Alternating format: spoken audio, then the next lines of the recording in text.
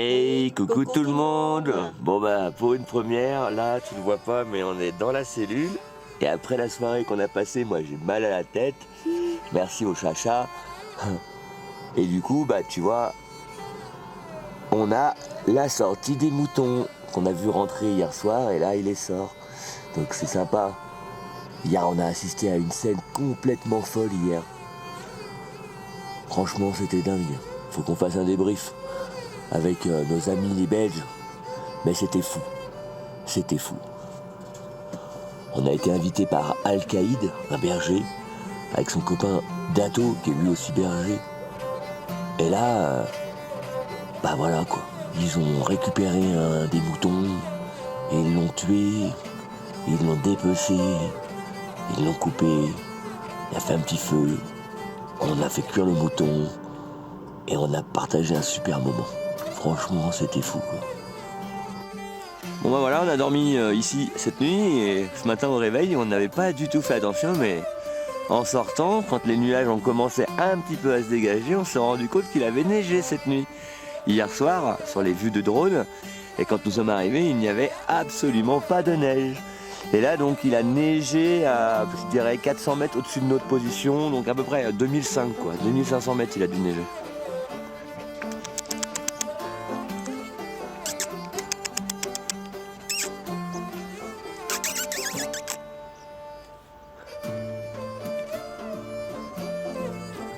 Voilà. Bah oui. Bah oui. C'est trop mignon. Voilà mon toutou. Oui. Oh. Oh oui. Beaucoup. Oui. Oh, ils sont trop choux.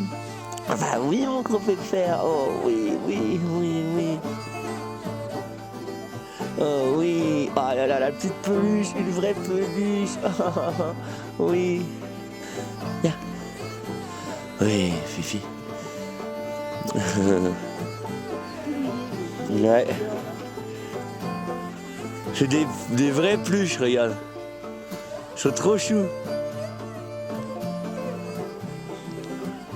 Ça, c'était le repas du midi, le reste de l'agneau d'hier avec des pommes de terre qu'ils ont coupées et qu'ils ont cuit comme ça sur le feu pendant plusieurs heures. Et elles sont succulentes. Ah, les pommes de terre étaient vraiment succulentes. Toujours la chacha, qui est juste là. Et Mika, tu te régales? Délicieux. Bon, Stéphanie est montée à cheval. Allez. Allez. Après notre matinée paisible au cœur de la vallée d'Indurta, le berger, fidèle à sa parole, nous propose de monter à cheval. Une activité qui, pour moi, ravive des souvenirs d'enfance. Tandis que pour Stéphanie et nos amis belges, c'est une première expérience. L'ambiance reste légère et joyeuse. Je me ferai pas. Bah oui, c'est normal. Caresse-le, tu vas voir, il est gentil. Stéphanie s'élance en premier, accompagnée par le berger pour la guider. La lumière, ouais.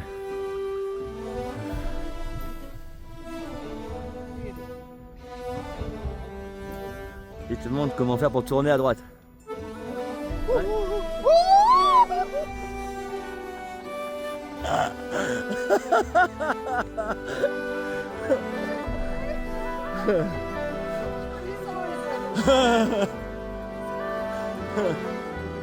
Voilà, tigidit. Allez, ya. À voir.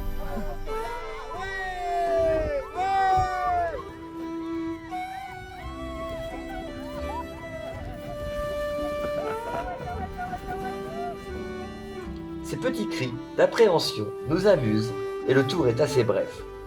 C'est ensuite au tour d'Ingrid, plus à l'aise, qui part pour une petite balade avec le berger. Mais rapidement, quelque chose nous dérange. Les minutes passent et au bout de 10 minutes sans les voir revenir, une légère inquiétude commence à s'installer. Le berger et Ingrid ont disparu derrière une colline. Et malgré nos tentatives avec le drone, la géographie des lieux rend leur recherche impossible. Quand enfin Ingrid revient, elle semble calme, mais rien ne laisse transparaître ce qu'elle vient de vivre. Je ne soupçonne rien, et pris dans l'excitation de pouvoir monter à cheval, j'accepte avec plaisir l'invitation du berger pour une randonnée à travers les vallées. Allez, va faire ton petit tour. Tu peux faire le galop? C'est ça qu'on dit? Encore? Ah ouais. No problème. No problem. Allez.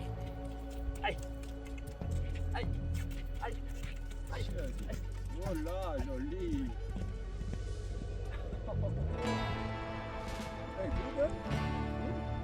Et voilà, trop content, je suis seul avec le cheval et je me promène avec une vue, laisse tomber, c'est trop de la balle. Allez, allez.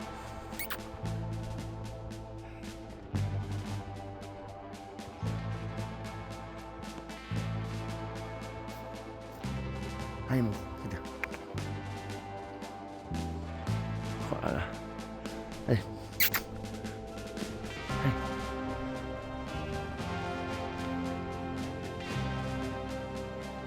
Truc de fou. Là on vient de passer le canyon. Ça descendait bien. Ça montait bien aussi. Et je suis pas habitué avec les selles, tu vois, avec les trucs comme ça là. Putain, quand tu te penches en avant pour aider le cheval, bah, tu la sens dans ton torse. C'est horrible. Mais franchement, regarde. Quelle chance que j'ai. Regarde un peu. Regarde un peu toi la chance que j'ai. On est chanceux tous les deux. Hein mon gros pépère? Ouais. C'est bien mon gros, c'est bien. C'est bien, regarde un peu. Pendant une demi-heure, je profite de paysages à couper le souffle. La beauté est indescriptible. Je vis un truc de dingue. Putain, je suis au milieu de la pampa georgienne à 2090 mètres d'altitude. On est perdu au bout de la piste. On a rencontré des gens absolument incroyables, des bergers généreux. Et là, le gars, voilà, il a vu que je savais un petit peu faire du cheval. Il m'a dit, allez, va te promener. Fais le tour. Ok, je dirais. Allez, mon.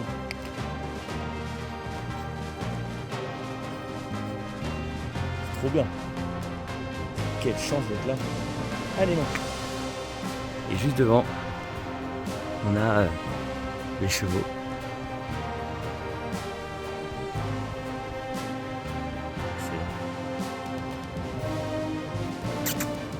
Regarde les chevaux.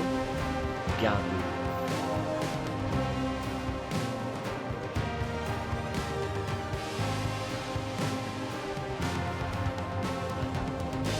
Vous êtes gentil, hein? Votre bêtise avec mon cheval. Bah oui. Ce n'est qu'à mon retour que la réalité me rattrape. Ingrid, bouleversée, raconte ce qu'elle a vécu. Le berger, probablement sous l'effet de l'alcool et de son isolement, s'est montré lourdement insistant, cherchant à établir un rapprochement inapproprié avec elle. À aucun moment, elle n'a été en danger physique immédiat, mais le traumatisme émotionnel est bien réel. Être seule, face à cet homme au milieu de nulle part, a été pour elle une expérience terrifiante, et son angoisse est totalement compréhensible. Ce soir-là, nous avons fait le choix de rester calmes, de ne rien laisser paraître pour ne pas aggraver la situation. Nous avons partagé un repas rapide avec les bergers avant de nous replier dans nos campeurs pour la nuit. Bien décidé à partir dès les premières lueurs du jour. Quelques jours plus tard, à distance, j'ai pris l'initiative avec l'accord de Ingrid de discuter avec le berger par message pour lui expliquer ce qui s'était passé. Contre toute attente, après avoir un petit peu insisté, il a reconnu ses actes et présenté des excuses sincères. Cet épisode reste un rappel marquant. Voyager dans des endroits isolés demande une vigilance constante. Ce jour-là, nous étions 4. Mais il est facile d'imaginer combien la situation aurait pu être plus compliquée si nous avions été seuls. Malgré tout, nous voulons aussi garder en mémoire les moments magnifiques de cette vallée, les chevaux, les paysages et les belles expériences partagées avant cet incident.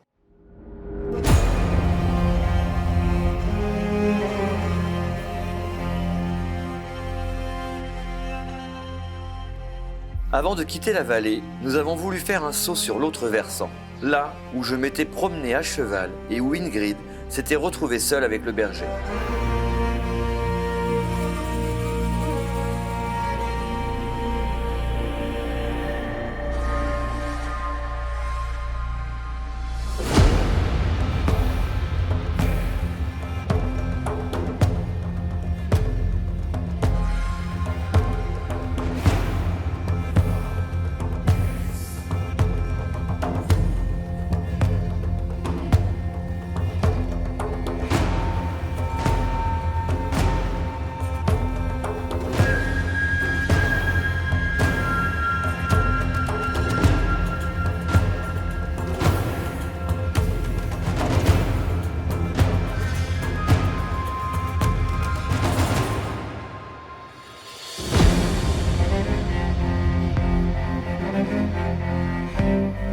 Sous le soleil retrouvé, le paysage était juste splendide, dévoilant toute sa grandeur.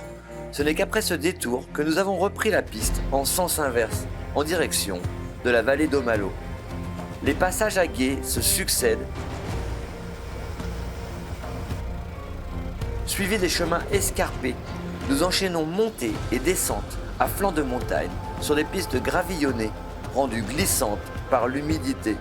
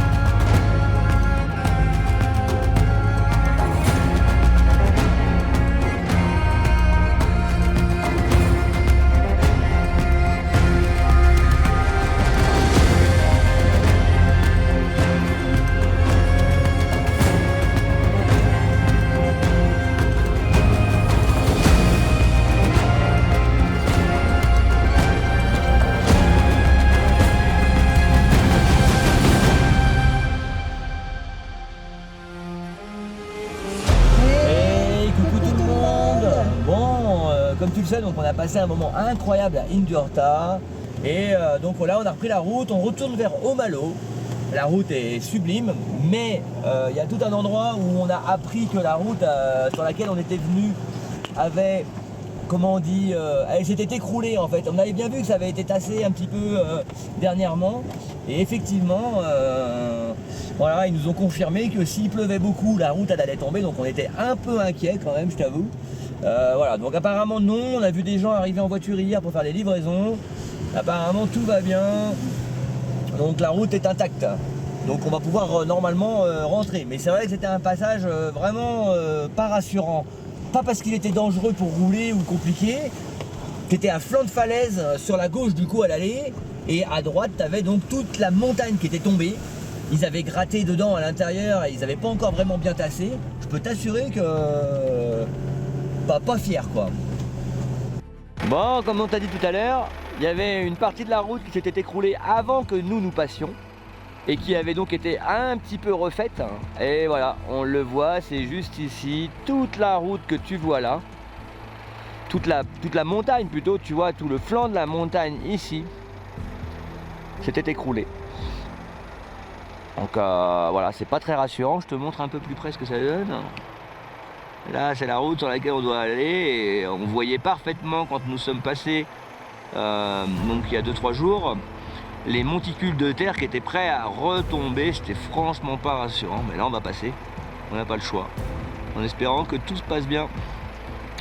Je pense qu'Ingrid a un petit peu trop paniqué, c'est vrai que le passage est quand même très délicat, tu roules vraiment sur de la caillasse pas tassée. Tu vois, il y a encore le bulldozer qui est juste là et qui n'a pas terminé son travail. Tu l'as vu en descente, c'est pas joyeux quoi. Là, la descente, elle est ultra raide, mais ça bouge pas, hein, ça va, ça se passe bien. Oui, mais c'est stressant quand même. Ah, mais par contre, c'est stressant. Stéphanie à côté était pas à l'aise du tout, ça c'est sûr. L'état du pont, t'es pas fier quand tu vois le pont quoi.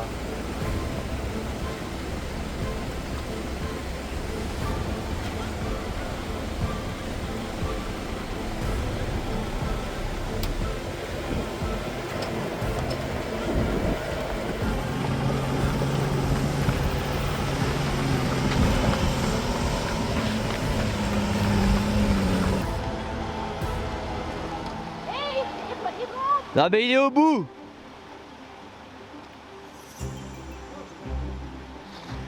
Sur le chemin du retour vers Aumalo, nous retrouvons les passages déjà franchis à l'aller. Cette fois, dans le sens inverse.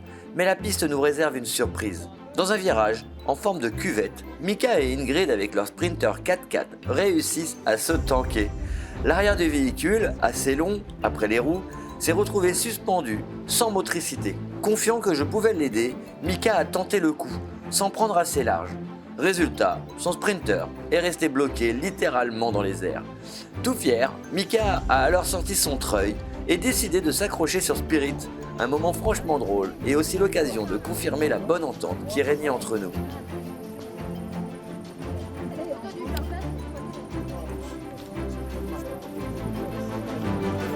Après un long moment sur les pistes, nous finissons par atteindre Omalo, et à la meilleure heure, celle où le soleil de fin de journée éclaire magnifiquement la vallée. Omalo, perché à environ 2000 mètres d'altitude, est le cœur de la région de la Tucchetti. Oh oui, mon gros. Les chiens ici, ils font une taille. Ce petit village d'à peine une centaine d'habitants est un véritable trésor culturel et architectural.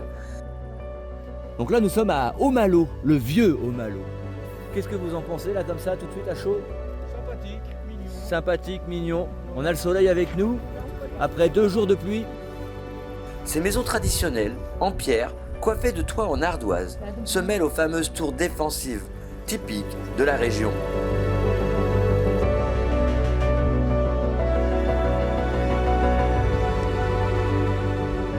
Ces tours, qui datent de plusieurs siècles, servaient autrefois à protéger les familles face aux attaques ennemies.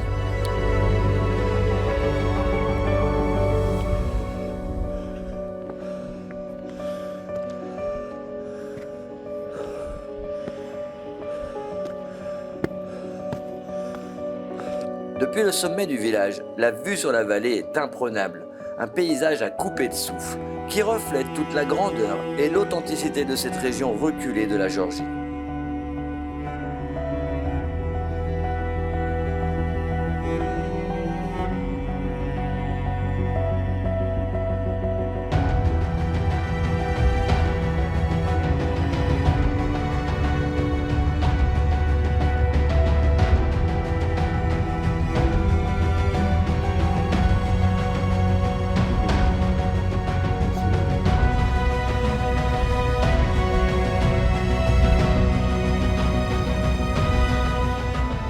Là, on a un moment incroyable, suspendu hors du temps, avec un coucher de soleil qui a eu lieu, mais qui laisse des couleurs complètement folles.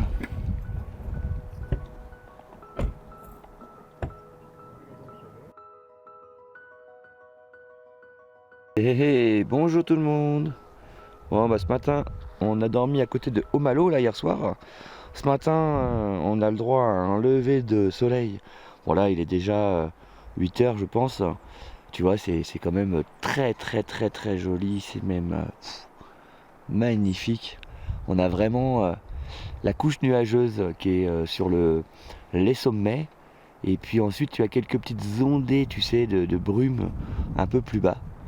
Hier soir, on a eu un autre véhicule qui est venu dormir au même endroit. Alors, on n'a pas pu discuter avec eux. On a le chien qui est là, qu'on a entendu ce matin, mais on n'a pas pu discuter hier soir. On va voir si on peut discuter un peu ce matin. Ils ont un joli petit camion Mercedes. Et puis nos amis belges, toujours là. Nous, on a eu encore un problème de chauffage.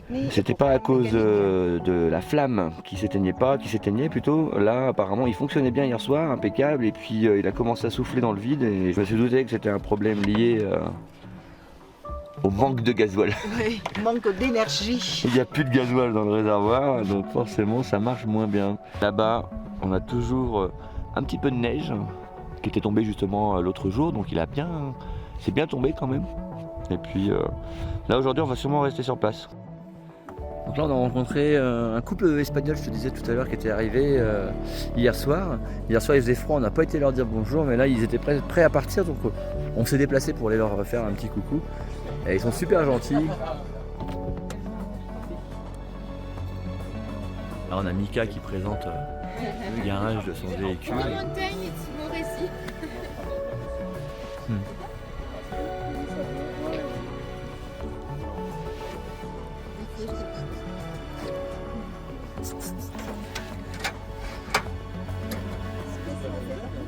Ouais, j'avoue.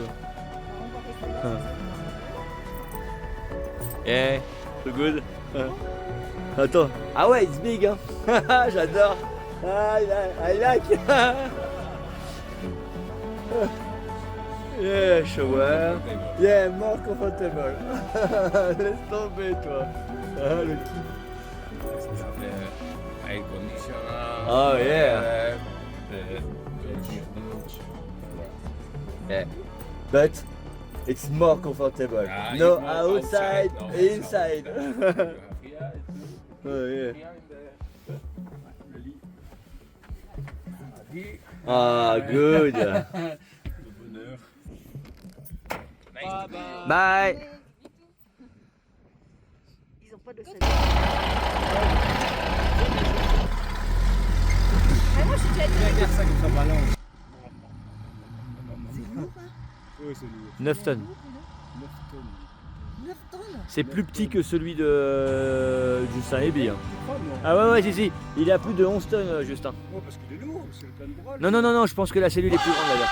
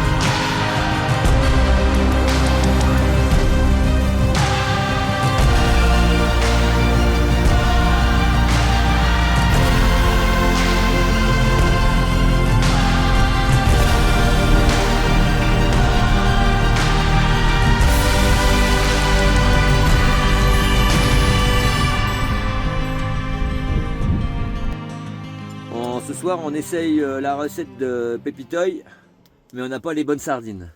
Donc on essaye les sardines PQ. Bon, là on a mis le pain autour, parce qu'on n'avait pas de pain de mie. Et du coup, alors je t'explique Thomas, le problème c'est que les sardines, c'est sardines à la moitié à sauce tomate ou je sais pas quoi là. Du coup, on n'a même pas essayé de faire cuire avec la sauce tomate. Steph, elle n'a pas eu la bonne idée de vider la sauce tomate et de remettre de l'huile de tournesol, Tout ça, ouais. quelque chose comme ça. Et ça a l'air de bien le faire, même ça brûle grave mieux quoi, j'ai l'impression.